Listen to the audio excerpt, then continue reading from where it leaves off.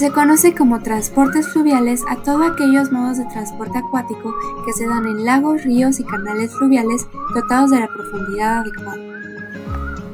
El transporte fluvial puede ocuparse del movimiento de bienes y mercancías o también de pasajeros. En muchos casos, sirve de nexo entre dos regiones marítimas de importancia o como demarcación fronteriza entre dos países. Suele confundirse a los transportes fluviales con los transportes marítimos, sin embargo, estos se diferencian por el cuerpo de agua donde navegan. El transporte marítimo se desplaza por mares y océanos, mientras que en el caso fluvial, lagos, ríos y otros cuerpos de aguas continentales. Además, el diseño y la conducción de los barcos para cada tipo son bastante diferentes, dado que muchos ríos y lagos carecen de la profundidad y de la amplitud que tienen los mares. Existen diversos tipos de transportes fluviales, pero a grandes rasgos se pueden clasificar de la siguiente forma. Los barcos cargueros, que típicamente transportan pocos pasajeros y mucha mercancía. Los barcos contenedores, que son capaces de cargar y descargar su contenido en un solo día, casi siempre de naturaleza industrial. Suelen conectar con el transporte ferroviario o con el marítimo. Buques cisterna, diseñados para transportar líquidos y gases o combustibles e hidrocarburos. Los barcos de pasajeros tienen diferentes formas y tamaños, van desde lanchas y botes hasta cruceros fluviales. El transporte fluvial puede darse de tres modos distintos. Servicio de línea regular, que son aquellas rutas de transporte que obedecen a un patrón y una trayectoria definidas. El servicio de barcos sin trayecto fijo, también conocido como servicio general, que se trata de un tipo de transporte que no se guía por rutas. Y el servicio de barcos petroleros. Se trata de barcos adaptados para el transporte de diversos hidrocarburos, ya sea gasolina o petróleo crudo. Las principales ventajas que tiene el transporte fluvial es que permite transportar más mercancías y personas. Además, es más económico en comparación con el transporte marítimo y produce un menor nivel de contaminación sonora y gaseosa.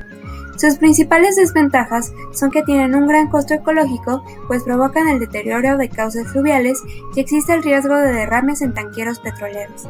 Además, su uso es estacional, pues muchos ríos se tornan intransitables dependiendo de la estación del año. Comercio. El transporte de mercancías y bienes es una de las actividades más importantes en los transportes fluviales. Junto con el transporte marítimo, representa más del 80% del comercio mundial. En la mayor parte de Sudamérica, Sureste Asiático y Europa Central, el transporte fluvial es una de las columnas del comercio internacional, ya que concentran una gran cantidad de población e importantes zonas industriales cerca de cuerpos de agua como ríos y canales. Algunos de los ríos navegables más importantes del mundo son el Mississippi y el Amazonas en el continente americano, el Danubio y el Rin en Europa, el Nilo en África y el río Yangtze en Asia. Entre algunas de las rutas comerciales fluviales más importantes del mundo se encuentra la del Amazonas, que cubre un área de más de 7.000 kilómetros navegables a lo largo de países como Perú, Colombia, Venezuela, Ecuador y Brasil, hasta desembocar al Océano Atlántico. Los principales puertos se encuentran en las ciudades de Iquitos en el Perú, Leticia en Colombia y Manaos en Brasil. Según datos del Estado peruano, 9 de cada 10 desplazamientos de pasajeros y mercancías se hacen a través de transporte fluvial. En Europa Occidental hay más de 30.000 kilómetros de canales y ríos que enlazan centenares de núcleos industriales y grandes concentraciones de población. La red principal conecta a Holanda, Bélgica, Luxemburgo, Francia, Alemania y Austria.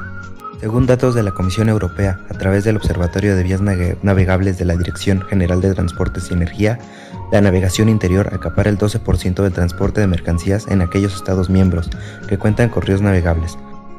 Algunos de sus ríos más importantes son el Danubio y el Rin, que en conjunto crean una extensa red fluvial de 4.694 kilómetros de vía navegable directa, que van desde el puerto holandés de Rotterdam, que es el primero de Europa por volumen de tráfico, hasta el puerto de Sulina, en el Mar Negro. De esta manera proporciona una conexión directa entre el Mar del Norte y el Mar Negro. El río Nilo es uno de los principales sistemas fluviales de África, extendiéndose 6.671 kilómetros a través de Uganda, Sudán y Egipto, para desembocar en el Mediterráneo. Constituye uno de los pilares en el comercio interregional, pues transporta bienes y mercancías provenientes de ciudades como El Cairo y Alejandría, además de que se estima que aproximadamente 40 millones de personas residen en la zona del delta del Nilo. En Asia destaca el río Azul, mejor conocido como Yangtze, que tiene 6.380 kilómetros de largo y atraviesa China, desde el Tíbet hasta alcanzar el mar de la China Oriental.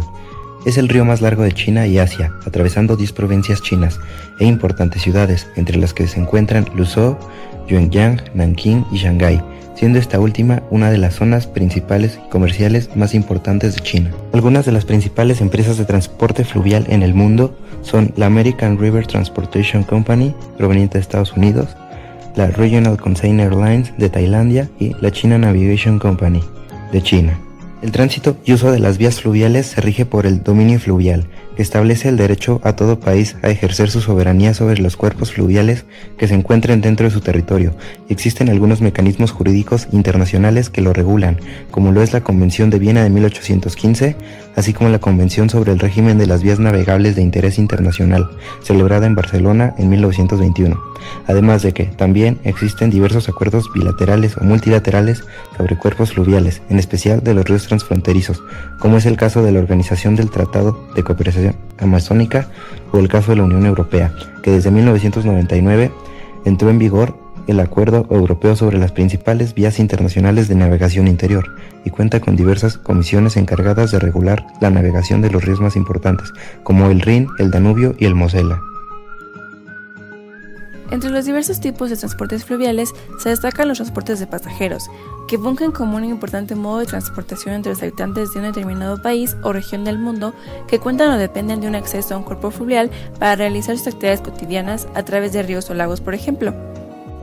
Además de que tiene una incidencia muy particular en el turismo internacional, ya que muchos de este tipo de transportes fungen como una atracción turística de gran relevancia que le permite a los visitantes extranjeros conocer un determinado país o región del mundo desde el agua. El ferry es uno de los transportes fluviales más característicos de grandes ciudades rodeadas por ríos como el río Hudson en Nueva York, el río Sena en París o el Támesis en Londres. Estos buques o barcos se caracterizan por el transporte de pasajeros, así como de vehículos y cargas desde medianas a cortas distancias, además de que operan sobre la base de un servicio permanente y horarios establecidos. Y a pesar de que para los habitantes de estas ciudades se trata de un modo de transporte común, los ferries se han convertido en un gran atractivo turístico. Algunos de los más emblemáticos son el ferry de Staten Island en Nueva York, el Star Ferry de Hong Kong, el Manly Ferry de la bahía de Sydney y el ferry del Cuerno de Oro de Estambul. Venecia es la ciudad más reconocida en el mundo por los diversos canales que la atraviesan.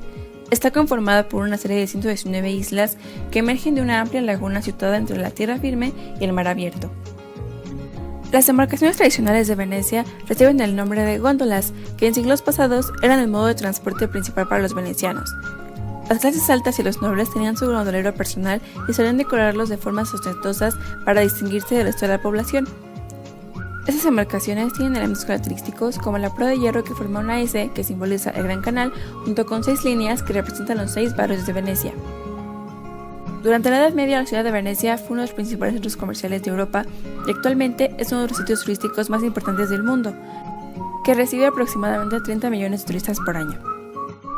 En México tenemos nuestra propia versión mejorada de Venecia, que se ubica en la alcaldía de Xochimilco, en la Ciudad de México, conocida popularmente como Trajas, con sus 11 diferentes embarcaderos.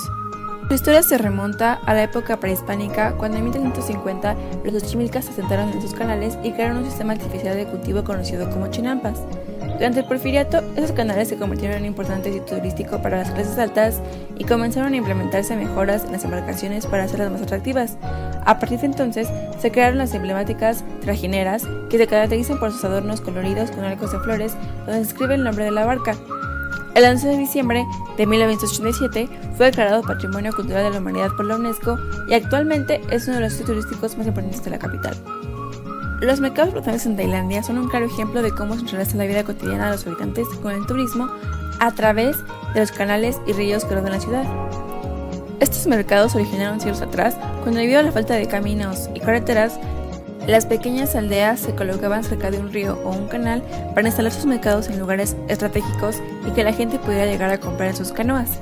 Con el tiempo, este tipo de comercio comenzó a desaparecer, aunque en las últimas décadas ha sido reactivado como una importante atracción turística, y algunos de los principales mercados, como el mercado Jamnet Satwak y el mercado Amphabua, se encuentran en Bangkok, la capital de Tailandia. En algunas ciudades como Ámsterdam, los transportes fluviales se han convertido también en hogares flotantes. ya que ya existen más de 2.500 casas flotantes actualmente, en su mayoría amarradas en el centro de la ciudad. Ello por la creciente demanda de viviendas y el aumento en el precio de las rentas. Este tipo de casas reciben el nombre de Ponark o Casa Arca. Están construidas sobre un pontón flotante que suele no tener motor y se necesita de un permiso especial llamado Liegplatz para poder amarrarlo en un lugar específico. Su mayor auge se dio en las décadas de los 60 y 70, aunque algunas de las casas flotantes más antiguas pueden llegar a tener más de 100 años. Uno de los medios de transporte fluviales más controversiales son los que se encuentran en el río Suchiate, en la frontera entre México y Guatemala. El río es testigo todos los días del tránsito de personas y artículos de abarrotes sin restricciones, transportada por los balseros en las llamadas cámaras, hechas de llantas y tablas de madera. Para muchos es la única fuente de ingresos que tienen y varios afirman que es un trabajo que existe desde hace varias décadas. Este medio de transporte es un claro ejemplo de las grandes desigualdades del mundo. Mientras que en Europa se puede dar mano a la utilización tecnológica para el perfeccionamiento del comercio, los balseros del río Suchiate son personas que laboran varios años y viven al día.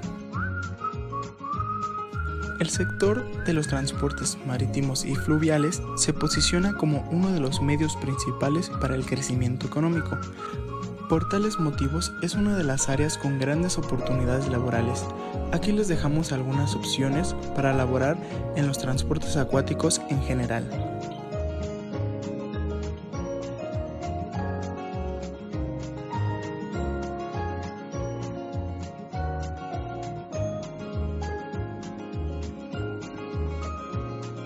En México, dentro del sector público, encontramos a las administraciones portuarias integrales.